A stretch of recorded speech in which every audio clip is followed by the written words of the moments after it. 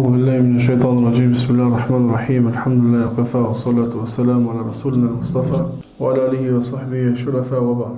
Falënderim dhe kanë Allah Gjelle Gjelaluhu, salatu wassalamu qofshin mbi pejgamberin sallallahu alaihi wasallam, mbi familjen e tij, shokët e tij dhe gjithë muslimanët që pasojnë udhëzimin e tyre te ditën e gjykimit. Allahumma amin. Ardha e pejgamberit sallallahu alaihi wasallam në Medinë, më saktësisht pas udhëtimit të hijretit që përmendëm disa ngjarje gjatë hijretit që bëni pejgamberi sallallahu alaihi wasallam. Pejgamberi sallallahu alaihi wasallam arriti në Medinë, apo të thuash në periferi jashtë pak Medinës, në vendin e quajtur Quba. Aty pejgamberi sallallahu alaihi wasallam qëndroi 14 ditë. Qëndroi 14 ditë, në disa transmetime qëndroi 4 ditë. Aty pejgamberi sallallahu alaihi wasallam ndërtoi xhamin e parë, të cilën Allahu subhanahu wa taala përmend në Kur'an si xhamia e ndërtuar ala taqwa, mbi takvallok, mbi devotshmëri. Pastaj erdhi pejgamberi sallallahu alaihi wasallam në Medinë. Dietarët kanë shënuar kaptin të veçantë duke u bazuar në ajete dhe hadithe të shumta nga Allah dhe pejgamberi sallallahu alaihi wasallam për cilësitë e muhaxhirëve, të cilët bënë hijret dhe të lanë gjithçka që patën për hir të Allahut subhanahu wa taala, për të bërë hijret për të pejgamberit sallallahu alaihi wasallam dhe për të Allahu xhelle xhelaluhu.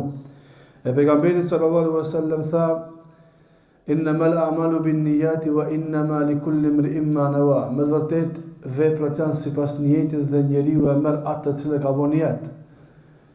فمن كانت هجرته إلى الله ورسوله فهجرته إلى الله ورسوله. Ai që bën hijret për të Allahut dhe te pejgamberi sallallahu alaihi wasallam, hijreti i tij është për të Allahut dhe për të pejgamberit sallallahu alaihi wasallam. Pra merr shpërblimin e hijretit. ومن كانت هجرته للدنيا يصيبها أو امرأة ينكحها أو يتزوجها فهجرته إلى ما هاجر إليه.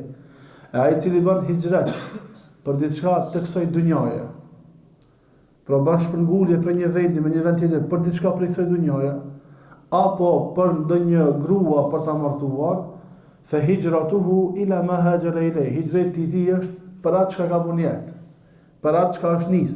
S'ka thonë hijreti i tij është për dunjë dhe për gruaj. Ka thonë për atë çka e ka bën jetë, domethënë si ka dhënë rëndësi shumë pejgamberi sallallahu alaihi wasallam. Me çka Allahu xhela xhelaluhu i cilësoi sahabët, shkurtimisht të përmendin cilësitë. E këto cilësi dietarët i kanë nxjerrë prej ajeteve dhe haditheve që Allahu i ka përmend muhaxhirët të cilët bën hijret te pejgamberi sallallahu alaihi wasallam. E para atyre ishte sinqeriteti. Ata ishin të sinqertë me Allahun subhanahu wa taala. Ishin të sinqertë kur e pranuan fen Allahu subhanahu wa taala. Durimi. Ishin durimtar. Banë shumë sabër me pejgamberin sallallahu alaihi wasallam derisa ishin në Mekë. Të i kaluan shumë probleme. Besnikria, ishin besnik. Besatimin që adhan pejgamberi sallallahu alaihi wasallam, ishin besnik deri në fund të çun. Muhaxhirët. Xhihadi edhe sakrifica. Xhihadi edhe sakrifica për hir të Allahut subhanahu wa taala. Ndihmën që ata ja dhan Allahut dhe pejgamberit sallallahu alaihi wasallam për ta ndihmuar fenë Allahut subhanahu wa taala. Mbështetja e tyre tek Allahu xhela xhelaluhu. Mbështetja e tyre te Allahu subhanahu wa taala. Rasti i Bilalit, rasti i Khubejbit, rasti i Ammarit, nanës së tij, babës së tij dhe shumë sahabi tjerë që ishin të dopt, këto me çka i te kalun këto sprova, me mbështetje tek Allahu subhanahu wa taala. U dalluan ata me shpresën në Allahu subhanahu wa taala se Allahu një ditë ka më dhënë rrugdalje. Dhe shpresonin te Allahu se Allahu një ditë prej ditëve ka më dhënë rrugdalje dhe Allahu subhanahu wa taala u dha rrugdalje. Ata e pasuan pejgamberin sallallahu alaihi wasallam atëherë kur ishin më zorti. Do të thonë vështirësitë më të mëdha që i ka pas pejgamberi sallallahu në Mekë, ata kanë qenë me pejgamberin sallallahu alaihi wasallam, e pastaj në Medinë, po ashtu kanë qenë me pejgamberin sallallahu alaihi wasallam. Allahu xhela xhelaluhu i dalloi me iman. I dalloi me iman. Në qoftë se bëjmë analizë pas vdekjes së pejgamberit sallallahu alaihi wasallam, kush i eci përpara muslimanët, kush ishin ata të cilët ishin në krye të udhëheqësisë së grupit të muslimanëve, do të shohim se ishin ata që ishin të partë në Mekë. Abu Bekri, pak më vonë pastaj Omeri, Ali radiallahu anhu, Othmani, Sa'd ibn Abi Waqqas, Abdurrahman ibn Auf, Zubair ibn Awami, Talha ibn Ubaydillah, Mus'ab ibn Umair, do thonë këto sahabi që e kanë pranuar Islamin ka fillimi. Hudhaifja, djali i Umejës, Salim Maula Hudhaifa, Salimi që ka qenë rob i Hudhaifës, këto e kanë pranuar krejt në fillim Islamin. Dhe i kanë qëndruar besnik me pejgamberin e Islam. Pas vdekjes së pejgamberit e Islam, në ekspeditat më të mëdha të muslimanëve kanë marrë pjesë këto njerëz. Dhe këto kanë qenë vendimtar të luftrave pas vdekjes së pejgamberit sallallahu alaihi wasallam. Dhe na e dim jeta e Abu Bakrit pas vdekjes së pejgamberit e Islam, pastaj çlirimet e Omer ibn Khattabit, çlirimet në kohën e Uthman ibn Affanit, edhe shumë rreth çlirime të mëdha të tokës së muslimanëve. Allahu xhalla xhelaluhu i dalloi me iman. Se imani i tyre ishte ndryshe me të tjerëve. Për shkak se ata besojnë Allahun edhe kur ishin Zot. Se ka shumë prej njerëzve të cilët e besojnë Allahun kur janë rahatllëk. E kur t'ju vjen problemi, ata i mohojnë ajetet e Allahut subhanahu wa taala. Çka Allahu premtoi për muhaxhirët? Këto ti përmenda kretja në ajete dhe hadithe, mos ndalemi edhe zgjerohemi. Allahu xhalla xhelaluhu ju premtoi atyre se Allahu kam ia hap rrezikun këtë dunjë. Ata që bënë hijret, ata që lanë gjithçka për Allah, edhe në Medinë, pa pare, pa pasuri, pa diçka me vete, çka kanë pas mundësi me marr, kanë marrë diçka. Një numër i madh i tyre kanë ardhur dhe kanë flet në xhami, s'kan pas ku me shku. S'kan pas as bukë me hang. I kanë lënë krejt. Allahu xhalla xhelaluhu tyre njerëz çka i premtoi? Ju premtoi hapet të rrezikut. Hapet të rrezikut. Dhe Allahu xhalla xhelaluhu ju dha rrezik të madh këtë dunjë. Ju dha shumë. Ju dha shumë Allahu subhanahu wa taala. Allahu i premtoi se kam ia fal gjunahet. Allahu i premtoi ata se Allahu kam ia ngrit gradat te Allahu subhanahu wa taala. Allahu i përgëzoi me xhennet dhe përjetësinë e xhennetit në Allahut subhanahu wa taala, po ashtu Allahu i kërcënoi ata të cilët nuk banon hijret. I kërcënoi Allahu ata të cilët nuk banon hijret te Allahu dhe te pejgamberi sallallahu alaihi wasallam. Pejgamberi sallallahu kur erdhi në Medinë, më një herë pa humbur kohë, filloi ndërtimin e shtetit islam në Medinë. Në ato territore që i kishte Medinja e pejgamberit sallallahu në atë kohë. Të parën punë që e bani, thanë dietarët, të parin send çka e bani xhamin. Parin send e bani xhamin. Dytin send i bani vllazërimin mes muhaxhirëve dhe ensarëve. Vllazërimin muhaxhirëve dhe ensarëve, tretin send prej kryesorëve e bani traktatin e Medinës, që njihet një prej traktateve më të vjetra në historitë e njerëzimit, që ka bërë traktat, marrëveshje pejgamberit sallallahu apo pakti i Medinës. Raportet që kanë me i pas mes vete muslimant me jehudët, edhe muslimant me mushrikët të cilët ishin në Medinën e pejgamberit sallallahu alaihi wasallam. Parin send xhamin. Pejgamberi sallallahu alaihi wasallam kur hyni në Medinë, eci me devën e tij dhe aty ku u ndal devja, aty vendosi me bë xhamin. Ai vend ishte vendi ku më herët ata i thanin hurmat. I thanin hurmat të ky vend. Dhe një grup e muslimanëve kishin bërë si një vend falje në këtë vend. E falnin namazin të grumbulluar të ky vend. E pejgamberi sallallahu tha, ky është vendi. Hadha inshallahu al-manzil. Inshallah ky është vendi ku kemë bërë xhamin. Kur e kishën vendin, ishte vendi i Sahel edhe Suheil. Sahel edhe Suheil. Dy vëllezër të cilët ishin të ri, ishin djelmosha, ishin jetim. Ishin në kujdesin e Esad ibn Zurarës, apo sahabia që ja dha besën pejgamberit që ka më ndihmuar. E pejgamberi sallallahu alaihi wasallam i thiri ta dy djelmoshat për me bë pazarllëk me e marr këtë vend. Ata dashën një adhon pa parë pejgamberit sallallahu pa parë. Pejgamberi sallallahu nuk e pranoi pa u paguajt. Nuk e pranoi pa u paguajt. Subhanallahu, çka mundemi me thonë? Emri i tyre Sahel edhe Suheil. Edhe Suheil, edhe Sahel në kuptim e kanë. Diçka e lehtë. Të lehtë. Thjesht, e lehtë. Babai i Abdullahut dhe Ebu Gjendelit, i cili është një prej kokave të tiranisë dhe tagutizmit në Mekke, quhej Suhejl ibn Amr, i cili ma vonë pranoi Islamin. Luftën e Bedrit e zonën robës. Pejgamberi s.a.s. kur e pa në rastin e Hudejbijës, në marrëveshjen e Hudejbijës, se mushrikt e kanë dërgu Suhejl ibn Amrin për me bë marrëveshje, tha pejgamberi s.a.s. Sehule emruna. Suhejl, do më thonë, i lehtë. Kur e pa që ushtor Suhejli, tha, u lehtësu puna jo. Sa kanë lidhje këto emra, edhe të Medine, u lehtësu çështja. Le të bë puna për xhamin. Dhe pejgamberi sallallahu alaihi wasallam filloi më njëherë me ndërtimin e xhamisë në Medinë, vendin ku do të grumbullohen muslimanët, dhe xhamin do ta kemë për gjithçka, çush kena me ecek. Pas ndërtimit të xhamisë, pejgamberi sallallahu alaihi wasallam më njëherë i ndërtoi dhomat e tij për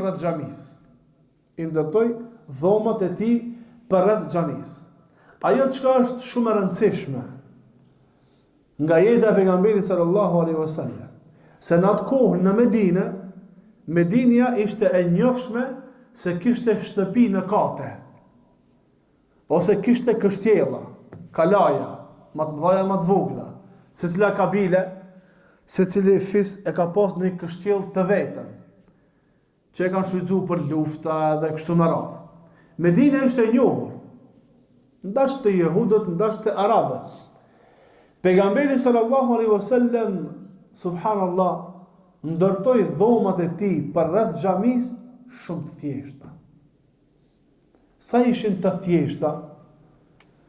Ishin as të thjeshta sa që me një rast prej rasteve kur u përhap muhabeti se pejgamberi i ka bërë talak gratë e tij, Omer ibn Khattabi shkoi me vizitu dhe kërkoi leje 3 herë, nuk i dha leje, dashti më dal prej xhamisë, e thiri rojtari i derës së pejgamberit tha Omer, hetse të dha leje me hy pejgamberit thot Omer ibn Khattabi kur e pash pejgamberin sallallahu alaihi wasallam, ishte i shtrim në hastër. Dhe hastra i kishte lënë shenja në trupin e tij. Domethënë, aq thjeshta ishin shtëpitë e tij. Aq thjeshta ishin dhomat e tij sallallahu alaihi wasallam. Tha Omeri, shikova shtëpinë e tij, s'pash kur gjë diçka interesante. Diçka e thjeshtë. Pejgamberi sallallahu ka pas mundësi me bë më të madh. E ka pas mundësi me bë më gjatë, e ka pas mundësi. Po i ka bërë thjeshta. Sa ishin të mëdhaja, thot Hasan al-Basriu, një dietar i tabiinëve, i cili u taku me sahabët dhe me sahabeshët e pejgamberit sallallahu alaihi wasallam, thot si i vogël, kur kam shku me nënën time te Ummu Seleme ose te Aisha radhiyallahu anha, e kam prek tavanin me dorë. Hasan al-Basriu si i vogël, si i ri.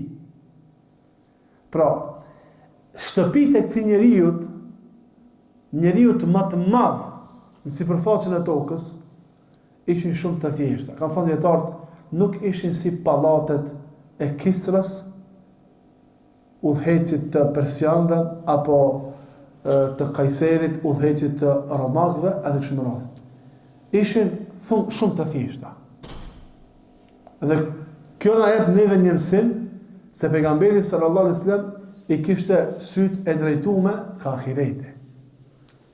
Edhe çka tha pejgamberi sallallahu alaihi wasallam? Tha, o Allah, më mundëso të rinjallëm, çka? Me fukarat. E kur vdiq pejgamberi sallallahu alaihi wasallam, çysh vdiq? Tha sahabët, kur vdiq pejgamberi sallallahu alaihi wasallam, pa të vdek dhe e ka paslan parsorën në hipotekë të një prej jehudëve, që ka marrë mall prej tina, e ka lënë parsorën e tij të luftës, që pas një kohë më shkumja paguajt dhe më marr parsorën, që në qoftë të rastis, mos me pas parë me paguajt, i jetë parsorja e tij. Deri në këtë drejtë ka qenë pejgamberi sallallahu alaihi wasallam në jetën e tij të thjeshtë. Prej punëve tjera që pejgamberi sallallahu alaihi wasallam i bën në Medinë ishte ezani. U konsultuan me sahabët çysh më apo për me i thirr njerëzit për namaz. Dikush tha me buri, dikush tha me tupan, dikush tha me dal me bërtit, dikush tha me kall një zjarm. dhe e lan që me i thirr, me bërtit, me i thirr për në namaz. Mirë po, njëri prej thirrsave që i thirrte për në namaz, Abdullah bin Zaid al-Ansari radhiyallahu anhu, përderisa ishte në gjumë, ju paraqit një person në ëndër dhe i tha, a do me të tregue çysh mi thirr njerëzit në namaz. Edhe në ëndër ja mësoi ezanin. Edhe erdhi pejgamberi sallallahu alaihi wasallam me i tregu për këtë ëndër. Dhe pejgamberi sallallahu alaihi wasallam tha, lakim Bilalan fa innahu anda sautan minka. Thotë këto fjalë shko mësoja Bilalit sa e ka zonin më të madh se ti. Dhe ja mësoi ezanin Bilalit radhiyallahu anhu, edhe Bilali u ngrit për me thirr ezanin. Kur u ngrit për me thirr ezanin Bilali radhiyallahu anhu, Omer ibn Khattabi ishte duke në xhami. Kur në xhami i tha pejgamberit se ja Rasulullah, edhe unë njëjti kum pa. Çka ezan, çka thirrje, njëjtë kam pa në ëndër, edhe kështu mbet ezani. Pastaj pejgamberi sallallahu alaihi wasallam e mbajti edhe hutbën e parë në xhamin e pejgamberit sallallahu alaihi wasallam, në skejt e xhamisë, domethënë në pjesën e fundit të xhamisë, u ndërtu një pjesë që quheshte suffe apo hija. Veç ky vend i xhamisë u bë me hije. Pjesa tjetër ishte e qelt. Mirë, ky vend ishte bë me hije. Për çka shërbente ky vend? Ky vend shërbente për çdo muhaxhir i cili vjen, se me kalimin e kohës, pjesët e para apo tufat e para të muslimanëve që erdhën prej gadisht arabik me bo hijret e pejgamberit sallallahu në Medinë, e të cilët nuk kishin pasuri për me bo shtëpijat e veta me njëherë, pejgamberi sallallahu i shpërndante në për ensar. Filanit të filani, filanit të filani, filan familja, shumë e radhë, me kalimin e kohës, fillojnë mushtu numri muhaxhirëve që vinën në Medinë. Muslimanët e ndërtuan këtë pjesën e fundit të xhamisë si vend strehim për udhëtarët, për njerëz e huaj, edhe për kategorinë e muslimanëve që kanë qenë, që janë të varfër, që s'kan as me hang, as me pi, as ku me flejt. Ata qëndronin në xhamin pejgamberit sallallahu alaihi wasallam, dhe ky është grupi me të cilën pejgamberi sallallahu alaihi wasallam shumë qëndronte gjatë ditës. Përgjithësia e këtij grupi ishte në te pejgamberi sallallahu alaihi wasallam. Çka kish pejgamberi sallallahu alaihi wasallam prej sadakas, e dërgonte te ehlus suffat që ata më ushqemin me sadakan. Çka kish prej dhuratave pejgamberi sallallahu alaihi wasallam, u shqehej prej dhuratave vet, edhe u dërgonte edhe banorëve të suffes që ata me jetu, ata me ushqy atje. Një për këtyre banorëve të suffes ka qenë Abu Huraira radhiyallahu anhu. Abu Huraira radhiyallahu anhu. Banorët e suffes tanë ditën kanë qëndruar në xhami. Tanë ditën kanë qëndruar në xhami, ose në kërkim diturisë, ose në namaz, ose në lexim Kur'anit, ose shoqërim me pejgamberin sallallahu alaihi wasallam, saqë Abu Huraira një kohë të gjatë, domethënë krejt jetën e tij me pejgamberin sistem që jetoi 3 vite, e harxhoi me pejgamberin sallallahu alaihi wasallam dhe mbajti më shumë se krejt hadithe. Për shkak se tha, përderisa ensart ishin të zantë me pazar, me punimin e tokës, muhaxhirët ishin të zantë me pazarin, thoshte unë qëndroj me pejgamberin sallallahu alaihi wasallam, dhe në këtë mënyrë ka përfituar shumë prej pejgamberit sallallahu alaihi wasallam, dhe kanë qenë prej njerëzve që më shumti kanë mësuar prej ilmit dhe kanë marrë pjesë në xhihad me pejgamberin sallallahu alaihi wasallam. Thot dietar, prej dobive të kësaj që përmendëm, ndërtimi i xhamisë. Ndërtimi i xhamisë është shumë me rëndësi për jetën e besimtarit. Dhe besimtari duhet mundohet se cilën punë që e ka në këtë jetë ta lidhë me xhamin. Çdo plan që e ka të ditës me lidh me xhamin, me lidh me namazin, me lidh me ambientin e xhamisë. Çdo punë që mundet me u fut me një punë prej punës së dunjës, me pyet njëherë për xhamin. Mu mundun maksimum, s'po them që mos më u fut në një punë ku s'ka vend xham, ku s'ka xhami aty. Po mu mundun në maksimum që aty parë me pas xhami. Qoftë me shtëpi, qoftë me punë, qoftë me lëvizje, me pas xhami. Për shkak se xhamin e ka pas pejgamberi sem qendër ku janë taku. Kan thënë dietar. Xhamia ishte shenjë e plotësimit të islamit. E para, Xhamia ishte vendi ku ata e falnin namazin, e adhuronin Allahun, e madhënin Allahun, e falendronin Allahun subhanahu wa taala dhe adhurimet tjera që i kanë bërë në xhami. Unshia liyakuna multaqa Rasulillah sallallahu alaihi wasallam bi ashabihi alwafidin alayhi, talaban alhidayati wa raghbati fi aliman bi da'watihi wa tasdiq risalatihi. Xhamia ishte vendi ku pejgamberi sallallahu alaihi wasallam takohej me delegacionet që vishin prej fiseve për mu interesu për islam. Pra pejgamberi sallallahu takime si ka pas në kafe. Mysafir që ka ndorë në Medine si ka qitë në kafe, i ka prit në xhami. Dhe aty janë takua. Dhe aty u ka paraqit islamin. Dhe aty u ka bë davet. Dhe aty është mundu me të transmetu fjalën e Allahut subhanahu wa taala. Thot, wa huwa qad unshiya li yakuna jami'atan lil ulum wal ma'arif. Xhamia është bë vendi, e ka ndërtu xhamin për shkak se ajo ka qenë vendi i kërkimit të diturive. I kërkimit të diturive dhe njohjeve.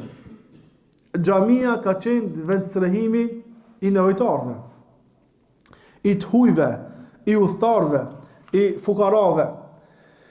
Xhamia ka qenë vendi apo kështjella e mujahidëve që kanë dhënë me luftu fi sabilillah. Prej xhamia përgatit.